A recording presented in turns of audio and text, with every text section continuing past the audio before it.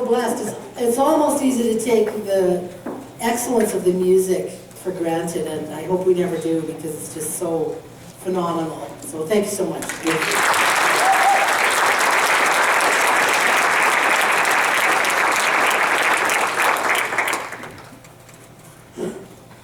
A number of years ago, I was driving home from work. I was driving in a bit of traffic, I had a passenger in the car with me, and all of a sudden I noticed a Coke can was kind of rolling around on the floor of my car, even maybe about to get under the gas pedal. So this, needless to say, is not a happy thing for me, so I pull into this parking lot and I'm angry instantly. And I grab the Coke can off the floor and I throw it into the back seat, and of course it hits something sharp. And now it's a Coke can in the back seat spraying sweet, sticky Coca-Cola in my Honda Accord interior.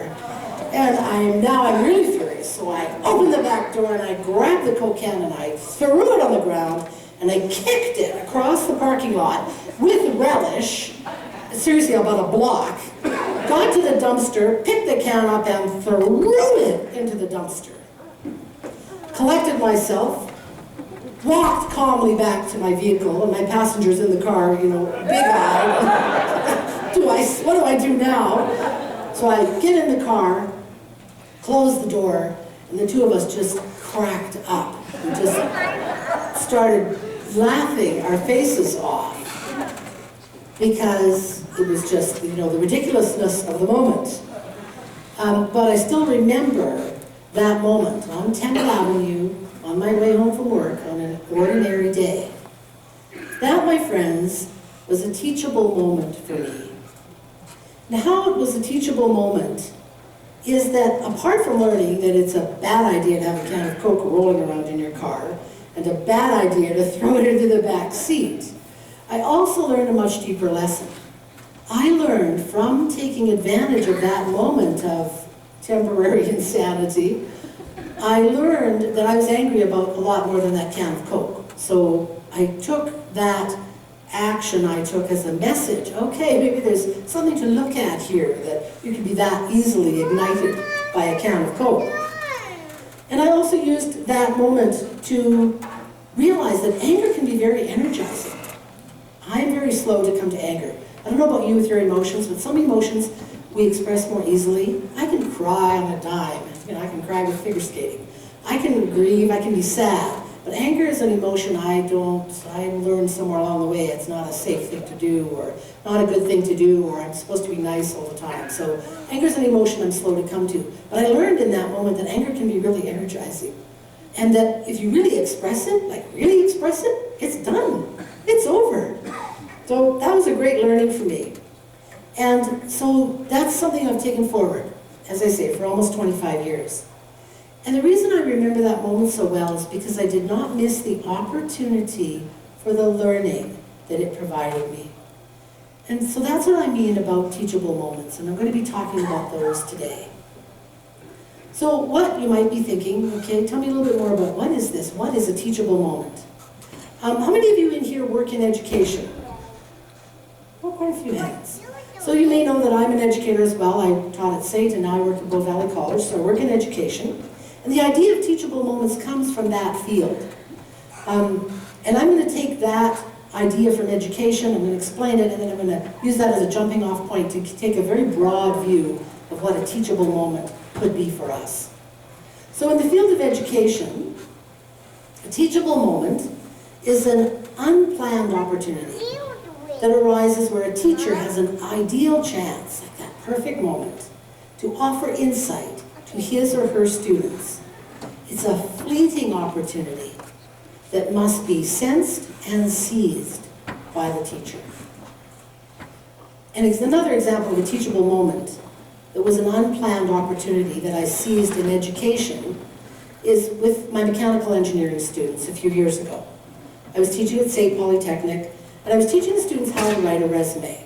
So they all worked on their laptops, they created resumes, and then we projected them on the screen so they could see one another's work and learn from what they'd created. So we projected these, and when they displayed their work, some of the work had spelling errors.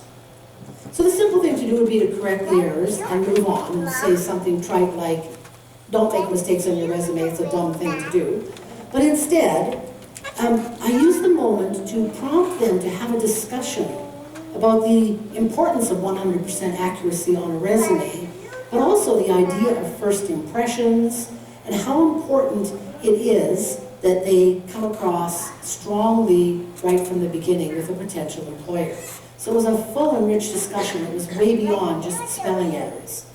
So that was offering them the opportunity to take advantage of a teachable moment.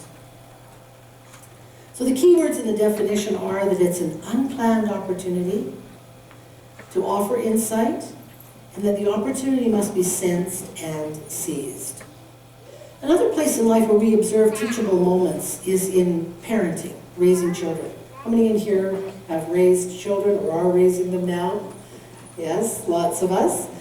On the Johns Hopkins School of Education website, it reads, "One of the most important skills to nurture as a parent is the ability to recognize and capitalize on teachable moments in everyday life." A teachable moment can happen almost anywhere. In the supermarket, when picking your child up at school, when walking through a shopping mall, or setting the table for dinner. Chances are, and think about this in your life, many of the valuable moral lessons you learned from your parents as a child were not consciously taught at all. They were rather learned in the midst of casual moments of real life, just as our children's real lessons come from being, living, and interacting with us in 100 different ways we could never predict in advance.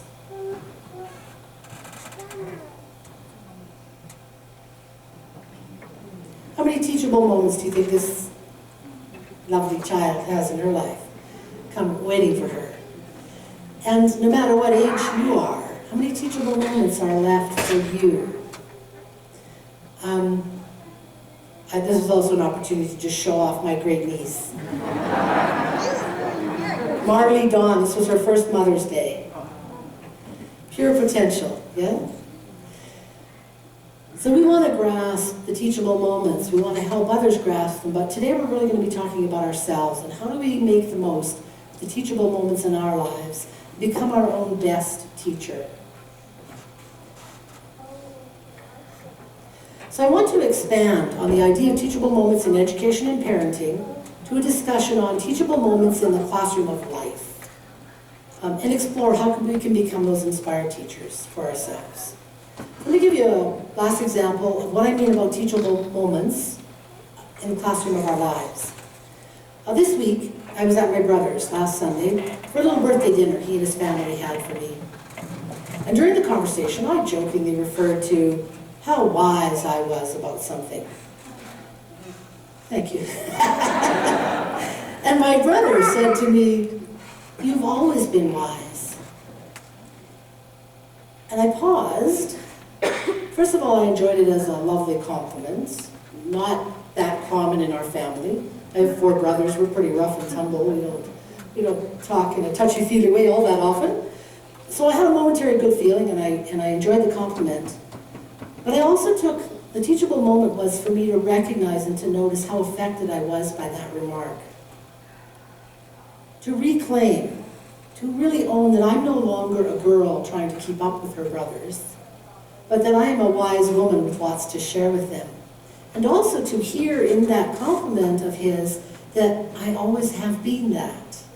That even when I thought I was trying to keep up, in fact, I was seen by him as wise.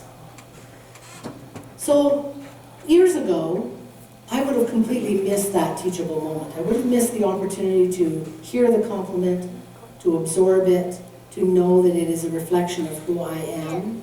And I wonder how many of you miss the compliments, miss the moments when we could be reflecting, we could be growing from something that is said to us. However, after many years of being here at the center in this teaching, I know I am, and I'm betting that many of you are, getting better at noticing those moments when life is offering us a message about who we are, about where we could go next. So I've been asking in my wisdom this week. So how does this idea of teachable moments relate to our personal and spiritual lives and our spiritual growth? Well, it relates in part because the Science of Mind teaching that we practice is all about living lives of joy and meaning. And as Pelly read this morning, we really need to put our spirituality into action. We don't think that it's enough to come and just hear nice words and then go off and live life the way we always have. We really believe in owning it and growing from it and paying attention. Ernest Holmes wrote, "We must learn to live by inspiration. That means that we should let the spiritual depths of our being flow through our conversation and into our acts. To live by inspiration means to sense the divine touch in everything, to enter into the spirit of things, to enter into the joy of living." In other words, I'm going to wildly paraphrase Ernest Holmes, to seize and make the most of the teachable moments. Here in this teaching, we encourage one another to develop openness and willingness to have new thoughts, to redefine our pasts, and to create fresh futures through new thought. Doesn't this sound like an environment that would foster teachable moments? In fact, as many of you know, this movement is called New Thought. Not old, habitual, repeated thought, but new thought. And I don't know about you, but I find that pretty exciting. And I'm excited about the idea of continuing to, of encouraging you and continuing myself to apply teachable moments. I'm excited as an educator about doing that. I love it when the lights go on. I was facilitating a course this week for 4 days, and I was watching my participants get these moments of awareness, and I could just see the wheels turning, and their eyes would light up, and they would make a realization that gave them a new idea about themselves as teachers, as educators. It's so exciting. And I'm excited about this as a minister and just as a spiritual human being, this idea of teachable moments. So I ask you, how often have you or I let teachable moments go by unnoticed or unacknowledged, leaving missed opportunities for greater truth to be known than what is on the surface? Don't we have ongoing opportunities? I'm thinking maybe we have as many as dozens a day to seize ordinary moments and use them for insights and to teach ourselves, in effect making them extraordinary moments. Remember the definition we started with? Teachable moment is an unplanned opportunity, so we need to watch for them, for insight. A fleeting opportunity, so they come and go. If we don't catch them, we need to catch the next one because that one's gone. That must be sensed and seized. So how then can we seize more moments in our own lives? And I'm focusing, I think I already mentioned, I'm focusing on us, not on how we do this for other people, because we do it all the time. Don't you think sometimes it's easier to notice the teachable moments for the people in your life? Like they could do this or should do that, versus noticing for yourself. So we're concentrating more on how we can do this for ourselves today, because it may be a bit more challenging to claim them for us. So a good way to begin noticing and taking advantage of these moments is to make a decision. Decide to create an atmosphere of openness and willingness to be more aware. Ernest Holmes described the creative process as preparing fertile ground for new ideas to grow. And this is not a brand new idea. We talk about it here at the center, but I thought it was worth mentioning again this morning. What you are deeply feeling is usually what you are establishing in mind as cause in your life. It is the pattern for what you will receive. To make this more clear, even though you may have thought of it before, think about the soil in the garden. When you wish to produce a crop of any kind, you must first prepare the soil, using your best knowledge to get it into the right condition so it will bring forth what you want to grow there. If we take this to heart and pay attention to our thought patterns that are creating the soil, we will be preparing our minds to notice teachable moments and to develop greater mindfulness and stronger spiritual practices.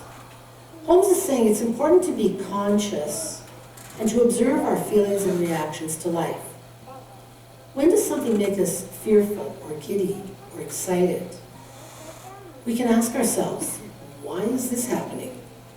This increased awareness is that action of preparing the soil for the seeds of your desires to be planted and nurtured. Anybody ever had a great idea you just knew had your name on it and you kind of planted in your mind and 3 weeks later, it's kind of withered on the vine, if we use the garden analogy. And it just never happens, because maybe the soil, the consciousness into which you popped this new idea, wasn't ready to nurture it. So we want to be doing this on a daily, a regular basis, preparing that soil, that prevailing thought pattern, so that we're ready for those great new ideas. So if we do that, we can mine the moments for deeper meaning, or simply let the joy and the love be felt. So it isn't always about self-improvement, and it isn't about life teaching us lessons. This is about capturing the moments, using the moments to know a greater truth, to feel richer, to feel better about yourself, to know how great you are, and it may also be about learning how to do something differently. So kind of both of those things. The good news, again, from Ernest Holmes is that this work is doable. Not as hard as we might think, and it's absolutely worth persisting in. Holmes also wrote, "I cleanse the windows of my mind, that it may become a mirror, reflecting inspiration from the Most High. I do this not with strenuous effort, but through quiet contemplation, through gently reaching and affirming an inward recognition. There is an inspiration within me which governs every act, every thought, with certainty, with conviction, and in peace. We are not a self-improvement project." I know sometimes it feels like that, and I've sometimes treated myself that way. And Holmes is saying we already have it. We already have it. Noticing the moments and absorbing them and using them just awakens what is already in us. So let me leave you with a few proven ways to tap into that inspiration that is in us now. Ways that we can inspire ourselves. And I'm just giving you 3, there are dozens. I'm sure you have some of your own already in your spiritual practice, your little bag of spiritual tools. But I'm just going to offer you a couple reminders today of a few of them. So one of them is to write in a journal, or use journal writing techniques that can unlock feelings and beliefs. The action of writing things, getting things out of your brain and onto paper, and using your hand to do that, can be very profound and useful. I've written in a journal every night for almost 30 years. Like, seriously. I could count on my 2 hands the number of times I have not written in that journal. And I've gained so much from doing that. It's just been my anchor as a spiritual practice. Do you have an anchoring spiritual practice? You know, that one thing, maybe it's a walk in nature. Maybe you ride your bike. You know, one of my friends said she has her best ideas in the swimming pool. So an activity, in this case I'm talking about journal writing, but an activity that causes you to be fully awake and aware. So I attended the journal writing workshop about 2 months ago, and I tried 15 new techniques for journal writing, and I was astounded by the results. So there are many, many ways to put pen to paper to learn more about ourselves and create those moments, those teachable moments. Another one would be to take a class or do something outside of your usual activities and see how many teachable moments show up. In the 12 steps they have a saying, when nothing changes, nothing changes. So if we keep doing the same things we've always been doing, it's much more difficult to have new insights. Makes sense, yeah? So a couple of months ago, well, 6 months ago or so, I took an art class this year, and I discovered an inner artist I never knew I had. I did that. Cool, huh? What do you mean? From day one, I'm in this class, and the artist was teaching us and saying, "Oh, so this is the technique. Okay, now you guys do it." And so I'd start doing it, and he'd come by and he'd say, "That's really good." And the course was called Drawing for the Totally Intimidated. So I wasn't very intimidated after the first few compliments, and I thought, you know what, I can do this. And it was so joyful, it was so much fun to do. So, you know, do something outside of your norm. Give yourself a new experience, and I'm sure you'll be delighted by the new insights that come to you. And a third one I'll offer you is engage in more honest, real conversations. Fewer conversations about the weather, fewer conversations about the economy, fewer conversations about the traffic, and more conversations about what is true for you. What's going on? How are you as a human being? This week, when I was talking to my coworkers, we were doing the morning, how are you? And instead of just answering fine, I shared with them that I'm missing my mom. Many of you know my mom passed away a few months ago, 3 months ago. And I'm missing her. No, she was a wonderful force in my life. And so I shared that with people. And you know what? It opened up a whole new conversation where they could talk about their stories of people they had lost that they loved. And the result of that this week is that we have a more intimate atmosphere at work. And I think that being honest, taking a risk, being willing to be a little bit vulnerable, opened up opportunities. And the teachable moment for me is that I see that we can support one another on a new level. And we can create a more meaningful work environment. And that's not what I was taught about business. I was taught that you put your game face on, you suit up, you show up, and you suck it up, and you work on the business. So I think I'm more engaged in the business of life with my coworkers. How do we get the business of education done? So these are just a few of the many ways that we can create more meaning, more teachable moments in our lives. So in closing, let me leave you with the idea that in seizing life's teachable moments, we have the opportunity to create opportunities to move from challenging times to successful lives to significant ones and satisfying ones, where each moment is filled with understanding and meaning. Ernest Holmes said, "What we need to do is to demonstrate that spiritual thought force is a dynamic reality in human experience. It is the demonstrating of greater peace in our lives, a greater joy in our own consciousness, a greater spontaneity in our whole expression, and a fuller, more successful, and more vital life." This was taken from a book called Open at the Top, because Ernest Holmes was famous for being open to a new idea. He created this teaching, but he said he never wanted it to be, a dogma or something. You have to go out and speak the talk. What he wanted was for all of us, and himself included, to be open to a new expression, to be open to a greater expression of the spirit that we are at our core. So we can do this. We can create these greater lives by seizing the teachable moments. So the next time you drop a glass, kick a Coke can, have an anger or vulnerable moment, or see the beauty in a child, or receive a compliment that makes you blush, make a choice to seize the moment.